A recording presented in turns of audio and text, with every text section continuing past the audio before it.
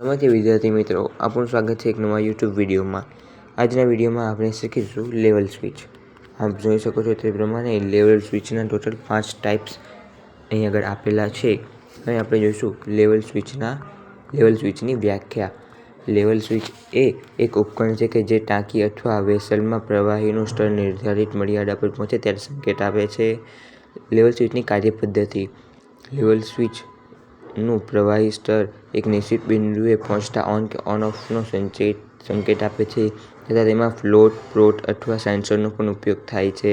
તે pump, alarm અથવા control સિસ્ટમને ટ્રિગર કરી શકે છે। હવે આપણે જોઈશું લેવલ સ્વિચના પ્રકાર। આપણે જોયું સૌપ્રથમ તેની ડ્રોઈંગ કે જેમાં 5 ટાઈપના હતા। હવે તે કયા 5 ટાઈપ હતા એ અહીં આગળ આપેલું છે।